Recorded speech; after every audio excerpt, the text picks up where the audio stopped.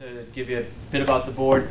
So our board is a public-private partnership. It brings together the key stakeholders involved with workforce or workforce-related services, including the private sector, which is the majority of our board members, represents from labor, education, and other stakeholders involved in the public system.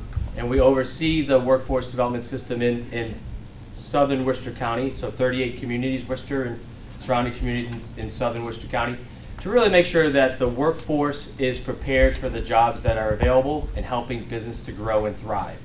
So again, I want to welcome you all here today. I'm going to turn it over, I think, now to John, who's going to talk a little bit about some business services at Workforce Central Career Center, which is one of 3 career centers under the purview of the board here in Central Mass. So, John? I was going to say thank you so much for being here today. Again, I'm John McCarthy, a business service rep at Workforce Central Worcester, and I want to thank everybody for responding to the emails that I sent out and welcome you to the Workforce Investment Board. I think, as you know, Workforce Central is a partnership of the Worcester City Manager's Office of Workforce Development and the State Department of Career Services, whom I work with, my colleague Mike. I think a lot of times when people are thinking about the career centers and about our business services, people think of staffing first off. And that is a big part of my plan when I come out and build my relationships with local businesses. But there are other aspects to what we do. I always tell people, think of me as a generalist. If there's a question that you have, if there's an issue that you need to overcome with your business, I probably have a connection, either through a city agency, state, federal agency, or even a nonprofit agency that might be able to help you with that. So please feel free to contact me with whatever your business needs might be, and I'd be happy to point you in the right direction or work on a creative solution for you. This morning, of course, Mike Corcoran is our headline speaker, but I would like to introduce my colleague Ethan Brown, one of our very best career counselors upstairs at Workforce Central Worcester. Ethan wants to give you a brief presentation on an on-the-job training program that we've been operating at the Career Center for about 3 years now. Yeah. And I'm going to hand the floor over to Ethan, and again, thank you very much. Thank you, John. Good morning, everyone. Happy Friday. Good morning. I have some handouts here I'm just going to pass out. You don't necessarily need those to follow along with information I'm about to give you. It's a frequently asked question sheet, so some of them are basic questions people have about the OJT program are in there, okay? And I won't be before you long. Try to be mindful of your time. But I do appreciate John inviting me and letting me speak here. So the main function of my job is I am a career counselor here. The majority of the time I'm spending working with individuals to see if they can benefit from some type of training, and then what training that is, so we put together a training packet. Can everybody hear me back there? Okay, good. Thank you, Jeff. You're my sounding board, okay? But the other part of what I do is I'm the OJT on-the-job training coordinator for Central Massachusetts. Really what the OJT program is really kind of to fill a skill gap. We may have clients coming through our 3 career centers who may not necessarily need training, a complete training program, but they could probably benefit from some skills, some very short kind of a distance between where they are and where they want to be, or the skill gap.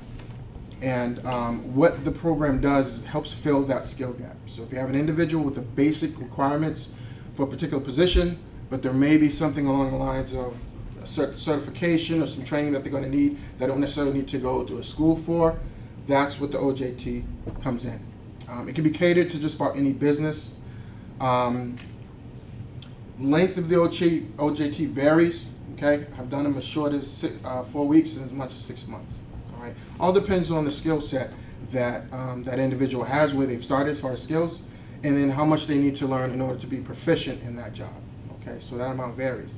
The benefit to the potential client or employee coming through our career center is these are full-time jobs.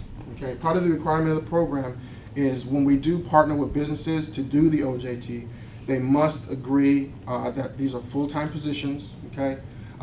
That these positions are ones that were created just for the program, so they more than likely already existed. You just didn't have anyone to fill in.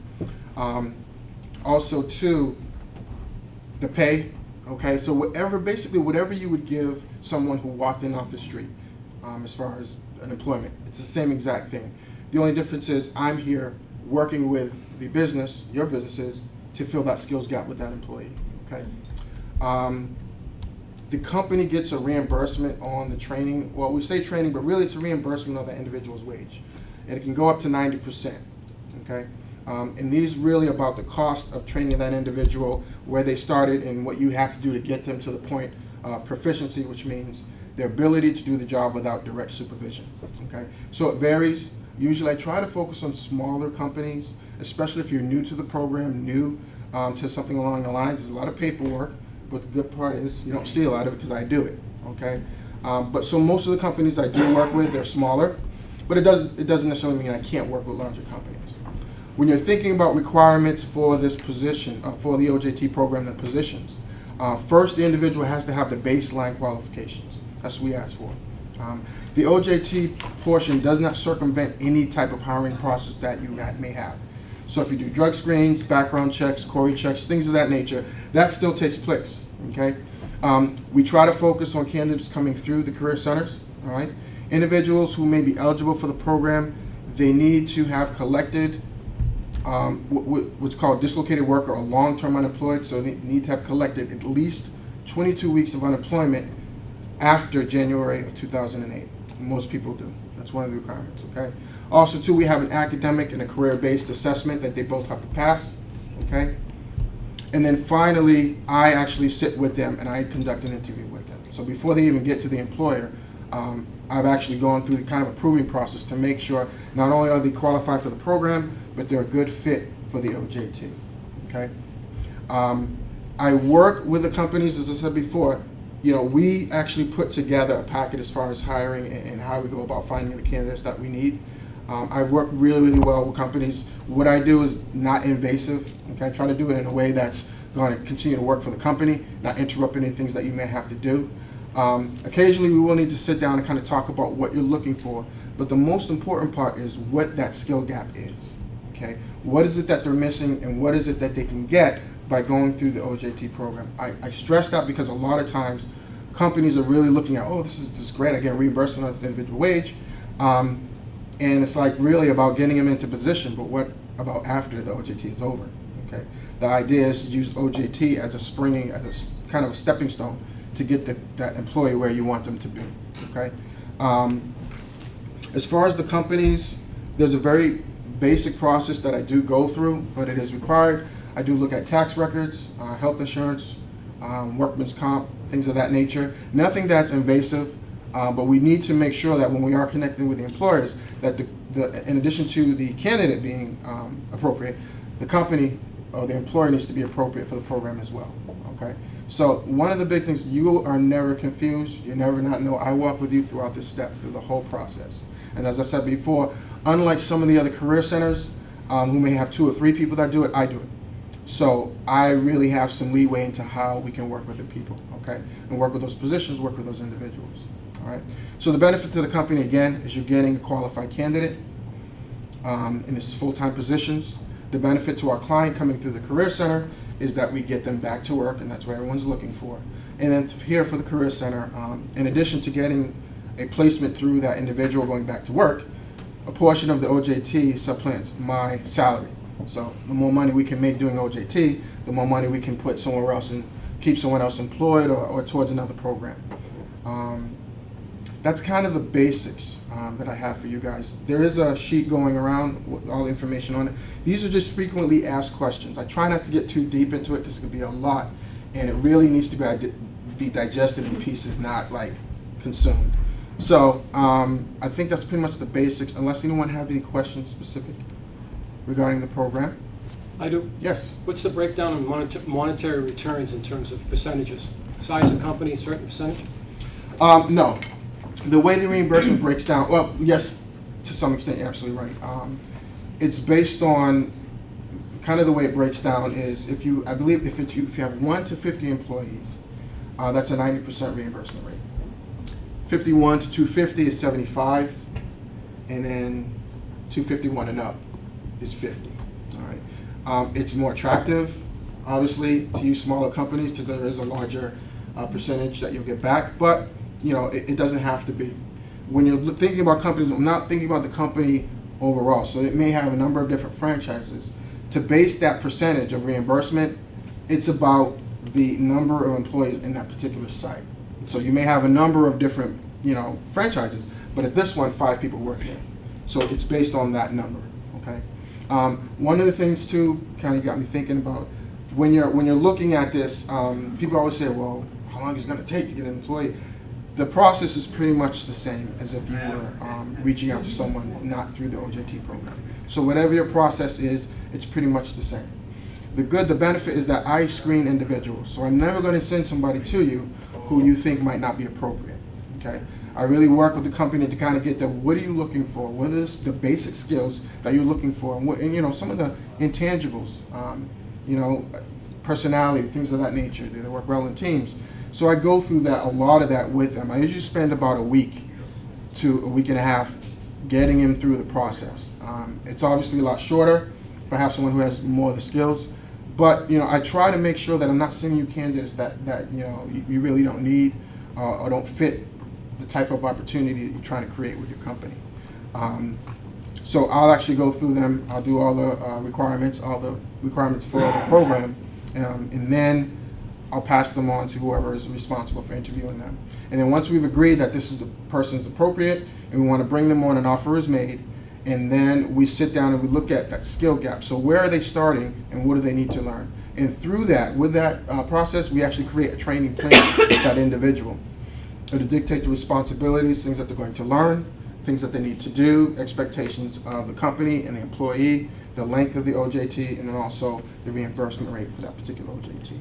And then I monitor the company and the candidate throughout that process. Jeff, you had a question. Yeah, so it works that way, but I think in reading this, it also works that if a company has some candidates in mind that are eligible for the program, they could actually kind of reverse, they could send them to you to qualify for the program, so they could actually, if someone comes in their door off the street, so to speak, who they want to hire, who is also eligible for the program, they could refer them back to you, him or her back to you, to go through the paperwork on the candidate end, and then they could get reimbursed for someone they were conceivably going to hire off the street.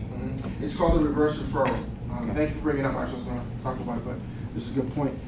We do look at the candidates who come to the career centers, but we do have, as Jeff said, a reverse referral. So if you have a candidate that you're interested in, as long as they meet the criteria for the OJT program, they can be hired. Now, what I would say is you cannot rehire someone. So for example, you let someone go, and then you discover, hey, listen, OJT looks good, I want to bring Jeff back to the same position. You cannot do that. It needs to be a different position if it's someone that was let go from the company previously. But if you do have a candidate, someone you'd be interested in, and you think the OJT program would be a good fit to connect them, we can do what's called a reverse referral. Actually just did an OJT in Fitchburg for a shipping and receiving manager, and he was a reverse referral. Meaning the company found him, I put him through the process for OJT eligibility, and then he completed all the steps he needed to complete, and they brought him on. We're actually running a 6-month OJT with him right now. So, those are the basics. Obviously, there's a lot more, but I don't want to take up your time. Those are the frequently asked questions. My contact information is on the last sheet. I also have some business cards I'm going to kind of leave here for anyone who is interested in talking about the program. And as I said before, this is just some brief information, but I can go a little bit more into detail. The key, and this is the final thing I'll say, the key is making sure that the OJT program is the right fit for the company, and also that candidate is the right fit for the company as well. So that's really, there are a lot of things that I do, but that's like the bulk of what I want to make sure that we're connecting with organizations that can benefit from this, that see this as a great opportunity, get a candidate back to work. So the fit, just like in your regular hiring process, the fit is the most important. All right. I want to thank everybody. Again, you have your handouts. I have some business cards here in case anybody wants to talk in detail. Enjoy the rest of your Friday. Thank you. Okay, so now we're going to talk about the Workforce Training Fund program. And again, the sign-up sheet will allow me to get to John, who I work with, and I'm going to have John be the conduit for this PowerPoint presentation. Because what has happened along the way with the Workforce Training Fund program is it's been changing. There's been increased grant activity. There's also been increased money on some of these grants. So I had this thing printed the end of last week, and then before I could get anything printed again, changes were made in the program. We put some more money on the table, which I'll explain to you when we get to that portion of the PowerPoint. But I always say, well, they didn't take it away, they added money, so that's a good thing. So, okay, let's see, is this going to work? I hope so. Okay, what I'm going to cover here are the mission and priorities of the Workforce Training Fund program and the grants available. It's going to be an overview. All right, you can ask questions along the way, which is fine. I'm here afterwards to finish any coffee dregs that are left in the pot. I haven't exceeded my speed limit yet of 15 cups in a day, so I'm doing okay. So I'm also happy to take phone calls at any time. You have my business card. Call my cell. Don't bother with my office number. I'm on the road 5 days a week. My job is to travel the state, do breakfast, lunch, and dinners, drink a lot of coffee, talk to people. The best job in the world. Really, this is not a bad job. And talk to people about the program. Why? I want you to access this grant dollars. There's got to be a program here by the time I get through that you can make use of in your company. So the main priority about the Workforce Training Fund program is pretty straightforward. Increasing the skills of your workforce, and in turn allowing your company to improve or change, become more competitive, correct issues or problems in your company to help you sustain your business in Massachusetts, to grow or simply stay even in this economic climate. So, and it costs money to train. And so the grant program is here to help you defray those costs of training. So companies in Massachusetts who have Massachusetts workers can avail themselves of these grants. There is only one grant that deals with a residency issue, and I'll get to that in a second. But if a company is owned by a company out of state or out of the country, I don't care. They can make use of most of the grants here in terms of the money available, except for one, in terms of training Massachusetts residents. 1998, this was enacted into legislation. We have done $300 million since this program started in 1999. I've been with the program since its inception. Employers pay unemployment every quarter. They hate the bill. They get the bill, they curse at the bill, they use language they wouldn't use ordinarily in mixed company, and then they pay the bill, and they say, I don't want to think about this again until the next quarter. All right? However, what a lot of companies don't know is contained within that bill is a surcharge of $8.40 a year on each of your employees, or $2.10 a quarter. It is a surcharge tax on a tax. Way to go, Massachusetts. All right, gotta love this state. But the beauty of this program is this. This $8.40 allows you to access training for both full and part-time employees of up to $250,000. At $8.40. So if you've got 5 people in your company or your IBM, you can access these grants and get these training dollars for this $8.40. The money is now in a trust fund, which means the money gets collected and is taken out of the general fund. For years it was in the general fund. This created all sorts of issues and problems. And since I'm being taped, I'm going to be very careful about what I say about our state legislators. Thank you for putting it in the trust fund so the money's not disappearing anymore at the end of the fiscal year. I don't think I'll get fined for that, Jeff. So, no, but what they've done is a good thing. They realize the value of this program. And the problem was in an accounting situation, you got money coming in from all these different areas, and where is the Workforce Training Fund money? It is now in a separate trust fund. It goes into the fund. It goes only into the fund. It comes out of the fund and goes to businesses. What doesn't get spent in a fiscal year stays in the fund. It doesn't go away. If somebody doesn't use all their money, which sometimes happens, it goes back into the fund. So this is a real true business situation in terms of here's a set amount of dollars for a specific thing, and we're going to use it, and that's what it's used for. So this was a real good deal. And we collect close to $21 million a year. All right? This is where I say, ladies and gentlemen, I'm having trouble getting rid of $21 million. Okay? Who would believe that? But if you think about the economic climate, you're running a business, all the things you do to keep operation every single day. And I was in a business myself. I worked 30 years in the private industry before I went to work for the state. I always describe it as like Alice in Wonderland going down the rabbit hole. What a difference it is. But this is a great program because it's really business friendly. Right? So I know a lot of people don't do training because they say they don't have the time to do it, but your competitors are using this money. So you really do want to take a look at these grant opportunities. So every company in Massachusetts is eligible. What you're going to need, and from a compliance, and I kind of cover this so you know up front, if you're going to apply for a grant, you don't get stuck in the process, because all these grants are rolling applications. You can apply anytime you want. But we do a compliance check. So you need to get a certificate of good standing from the Mass Department of Revenue. There'll be a picture of it on one of the pages coming up. You get it online. I just need a copy of it. It's good for 6 months. It just tells us you're compliant with state taxes. The horror story was when we didn't do this, a company got a $180,000 grant. I sent them their initial check to start training, and the Revenue Department took it. So I get a phone call. They're saying, "Where's my money?" I finally found out the Revenue Department took it. Why? They owe back taxes. That was a real nightmare. So we get this now. If you have this, you don't owe any taxes. If you do owe taxes, they won't give it to you. You square that away, and as soon as it's squared away, you can get your certificate. And again, you need to do it online. It takes only about a week. If you error out 3 times, like I occasionally do on my computer, more than occasionally, you got to go snail mail, and it could take a month. So I warn you about that. All the things I talk about today, there's an advisory panel of 9 members appointed by the governor. There are union reps on there, nonprofits on there, state agency reps on there. The owner of Legal Seafood is on there. Mike Woodmere, head of the Taxpayers Foundation, sits on the board. Rick Lord, the president of AIM, Associated Industries of Massachusetts, is on the board. So these policy decisions are getting made. So when I talk about changes increased in grant activity and/or money for grants, this is how it happens. They meet once a month. All of this information is on the website when they meet, and the meetings are open to the public now. So this is what we talked about, paying into the unemployment. Any nonprofits here? You need to check on a nonprofit how you pay into the fund. Some nonprofits are what we call self-insured, which means you set aside money, and if somebody gets laid off, you actually reimburse the state for the layoff. So you're not paying at $8.40 I talked about, right? Most nonprofits that I deal with are lucky to survive on a week-to-week basis. They don't have the wherewithal to set money aside. I'm usually dealing with large nonprofit organizations. Right down here is fine.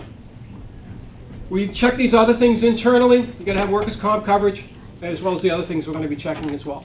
And if there's an issue, we simply call you. It's not like, oh, too bad, you can't have any money, there's an issue. Hey, here's the issue, please correct the issue. As soon as it's corrected, let us know and we'll process your grant. That's what it comes down to. The object of this program is to give money away, not to keep it.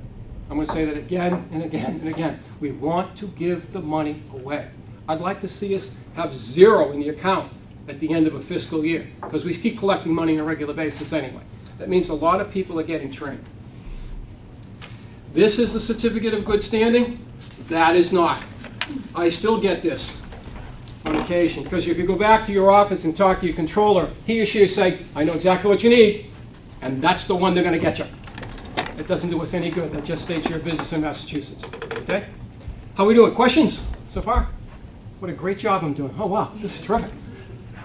Okay, so I'm going to cover these grants. Now, in the PowerPoint, this is the grant here that's changed here, but it's not changed totally when you get to it. We're going to have a higher incentive training grant, an express grant, general program grant, and a technical assistance grant as well, all available to companies. So the higher incentive training grant got changed. So it got changed to, let me back up here. Let me put this thing down. A higher incentive training grant is dealing with unemployed Massachusetts residents. So this is the only time I talk about a residency situation. All the other grants, they simply need to be working in your company for you to access these training dollars. The object of the higher incentive training grant, you're going to see that this stuff isn't really up there, because it's going to change in the PowerPoint. It has been changed. What we're saying to you is this: if you hire a Massachusetts resident, they've been out of work for 6 months or longer, cost of hiring and training is expensive. We will give you $5,000 to defray those costs when you hire that Massachusetts resident that's been out of work for 6 months or longer, following 120 days of employment. The application's online and really simple. It takes about 10 or 15 minutes to do. You go in, you fill a company name in, you know, who's going to get hired, what's the hire date. You have a 30-day window of opportunity. If you've hired anybody within the last 30 days, you can access this program right now. The other thing that got changed is that we always were talking previously about dislocated workers. All right, so what we're talking about now is if you hire an employee within